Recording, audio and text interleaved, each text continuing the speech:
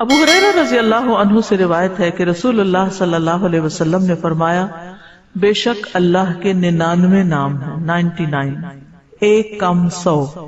جو شخص ان سب کو محفوظ رکھے گا، یاد کر لے گا، وہ جنت میں داخل ہوگا۔ من احصاہا، تو احساس سے مراد ان کو گننا، ان کے معنی پہچاننا، ان کے تقاضے کے مطابق عمل کرنا۔ خالی لکھ کے یا جمع کر کے یاد کر لیا جائے اور مطلب ہی نہ پتا ہو اور اس کے مطابق عمل نہ ہو تو پھر یہ وعدہ نہیں پورا ہوتا۔ احصاء میں ہر چیز کا جمع ہو جانا ہے، یعنی اللہ تعالیٰ کے ناموں کی حدود کی حفاظت کرنا، ان کو پہچاننا، ان کا معنی جاننا، ان کی فضیلت جاننا، کہاں پڑھنا ہے۔ امام ابن قیم کہتے ہیں کہ اللہ کے اسماء کو گن کر محفوظ کرنے کے کچھ مراتب ہیں۔ بندہ جب ان ناموں کو یاد کر لیتا ہے تو وہ جنت میں داخل ہو جاتا ہے، اور یہی اس کی سعادت اور نجات اور فلاح کا مرکز ہے۔ وہ کہتے ہیں پہلا مرتبہ ان کے الفاظ کو گننا اور شمار کرنا، دوسرا مرتبہ ان کے معنی اور مدلول کو سمجھنا، تیسرا مرتبہ ان کے ساتھ دعا مانگنا۔ قرآن میں آتا نا وَلِلَّهِ الْأَسْمَاءُ الْحُسْنَى فَادْعُوهُ بِهَا، اور اللہ ہی کے لیے ہیں اچھے اچھے نام، بس تم اس کو ان کے ساتھ پکارو، اللہ کے نام لے کے، جیسے یا حی یا قیوم، یا اللہ، یا رب، یا رحمان، یا رحیم، یا کریم، یا ذی الجلال والاکرام، اور باقی بھی اسی طرح۔ پھر ہے دعا مانگنے کے 2 مرتبے ہیں۔ نمبر 1 دعا العبادہ، یعنی اللہ کی تعریف ان ناموں کے ساتھ کرنا، ہمارا رب رحیم ہے، کریم ہے، تو یہ تعریف عبادت کی دعا ہوتی ہے، دعا العبادہ کہتے ہیں اس کو۔ اور دوسرا ہے دعا المسئلہ، طلب اور مانگنے کی دعا، کہ ان ناموں کے ساتھ پکار کے اللہ کو پھر سوال کرنا۔ اور اسماء حسنہ کے ساتھ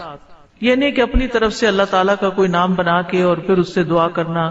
یا موجود، یا ذات، یا شیء، اس طرح کی باتیں نہیں، بلکہ اللہ کے جو پراپر نام قرآن و سنت سے ثابت ہیں ان کے ساتھ دعا مانگنا۔ تو یاد رکھیے کہ اللہ کی پہچان یہ علم کا پہلا مرتبہ ہے۔ سب سے پہلے جس کو جاننا چاہیے، جس کے بارے میں ہمیں معلوم ہونا چاہیے کہ وہ کون ہے، وہ اللہ رب العزت۔ فَاعْلَمْ أَنَّهُ لَا إِلَهَ إِلَّا هُوَ، جان لو کہ اللہ کے سوا کوئی الہ نہیں۔ یہ علم ہر ایک پر فرض ہے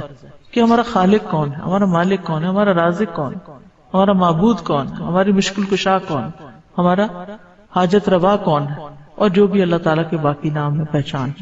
یہ علم تمام علوم سے افضل ہے، کیونکہ جب ایک انسان، کوئی بچہ، بوڑھا، جوان اللہ تعالیٰ کو جان لیتا ہے نا، تب ہی اس کی زندگی درست ہوتی، تب ہی اس کو واقعی ہدایت ملتی، تبھی وہ اللہ کے لیے سب کچھ کرتا ہے، تبھی اس کے اندر تقویٰ پیدا ہوتا ہے، تبھی وہ حلال حرام کی تمیز کرتا ہے، کیونکہ یہ سب کچھ کرنا اس کے لیے اللہ نے اپنی عبادت کے لیے پیدا کی، اور اگر ہم اللہ ہی کو نہیں پہچانتے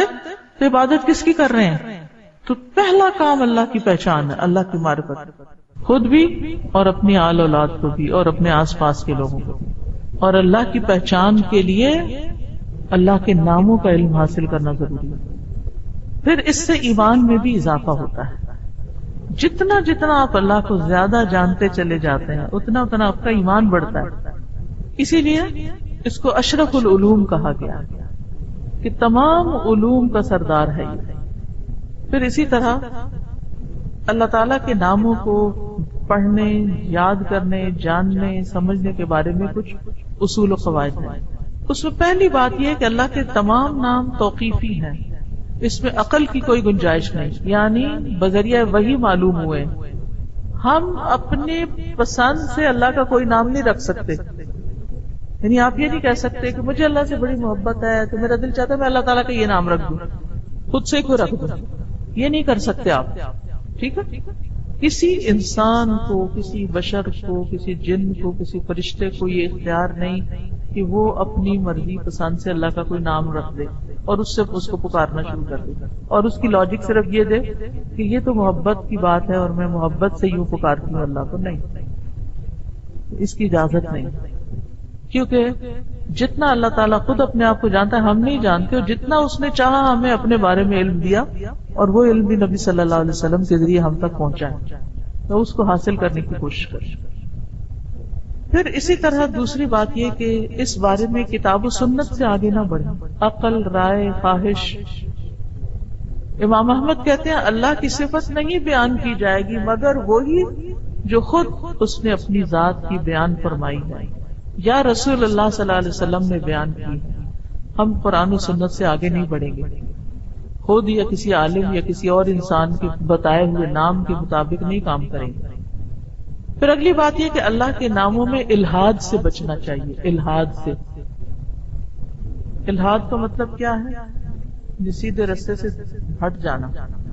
لحد ہوتی ہے نا وہ قبر جو بغلی قبر ہوتی ہے، نیچے گڑھا کھودتے کھودتے سائڈ سے قبر کھودنا شروع کر دینا۔ تو اس کی بہت سی صورتیں ہو سکتی ہیں، جیسے اللہ کے کسی نام کا انکار کر دیا جائے،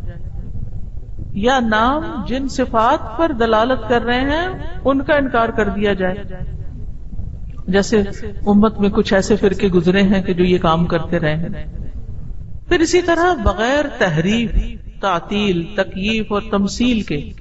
اسماء و صفات پر ایمان لانا ضروری ہے۔ تحریف یعنی خود تبدیلی کرنا، تعطیل یعنی کسی صفت کو معطل کر دینا، تکییف کسی کیفیت کو بتانا، تمثیل یعنی مثال بیان کرنا، ان چیزوں سے بچنا چاہیے۔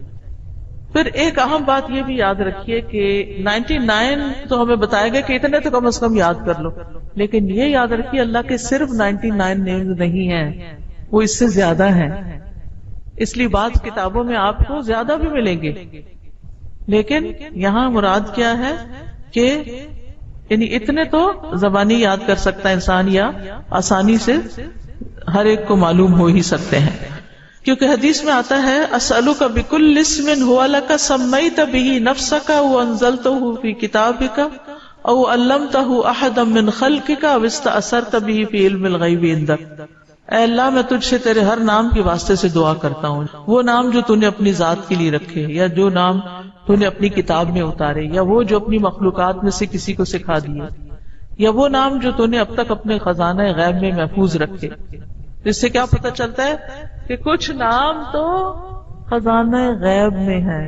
اور جیسے حدیث شفاعت میں آتا ہے نا کہ نبی صلی اللہ علیہ وسلم کو اللہ تعالیٰ قیامت کے دن اپنی حمد و ثنا بیان کرنے کی تعریف کرنے کے لیے وہ کچھ سکھائیں گے جو اس سے پہلے نہیں سکھائی ہوگی وہ تعریف، تو اس کے ذریعے نبی صلی اللہ علیہ وسلم اللہ کی تعریف بیان کریں گے۔ یعنی وہ علم ابھی تک نبی صلی اللہ علیہ وسلم کے پاس بھی نہیں، وہ قیامت کے دن دیا جائے گا، جس کی بنا پر آپ اللہ تعالیٰ کی تعریف کریں گے، پھر دعا کریں گے، اور پھر آپ کو شفاعت کا اذن دیا جائے گا، جو شفاعت کبریٰ کی حدیث آتی ہے۔ الہدیٰ نے اللہ تعالیٰ کے ناموں کا ایک کارڈ ریوائز کر کے چھاپا تھا، جس میں